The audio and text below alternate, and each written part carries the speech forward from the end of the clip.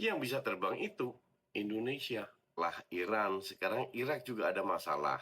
Kemungkinan besar partisipasi di Piala Dunia itu nggak jelas. Qatar Saudi lolos.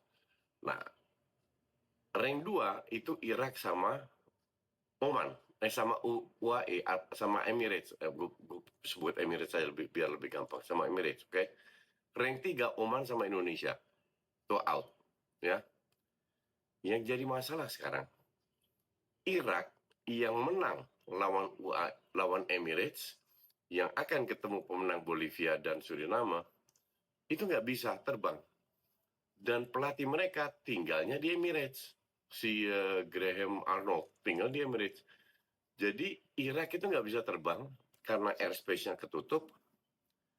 Dan kemungkinan besar nggak bisa ada tanggal 31. Penggantinya siapa? Ya, secara logika itu kan Emirates. Karena Emirates kalah di putaran 4. Emirates nggak bisa terbang juga. Oke? Kita lihat, jadi nomor 2 Irak sama Emirates nggak bisa terbang. Kita lihat nomor 3 Oman nggak bisa terbang juga. Yang bisa terbang itu Indonesia. Yang boleh terbang itu Indonesia.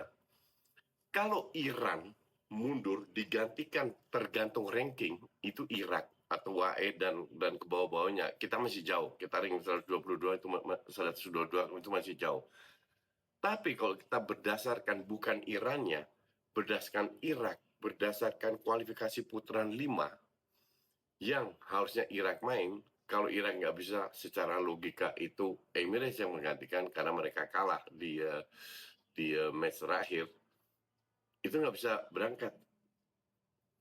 Jadi penggantinya Oman sama Indonesia. Untuk gue, secara logika seperti ini. Gue nggak bilang lolos, tapi gue bilang untuk menggantikan Irak di kualifikasi putaran 5. Dan itu tugas siapa?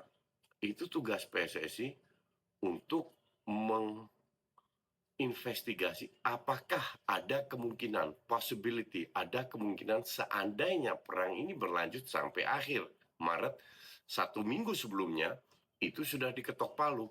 Kita kirim negara A, B, C atau apa, Oman atau Indonesia yang dikirim. Harusnya sih kalau gue bilang Indonesia, Oman sih, Oman dapat 1 poin, Indonesia 0 point. Oman, tapi kemungkinan besar Oman nggak bisa berangkat juga.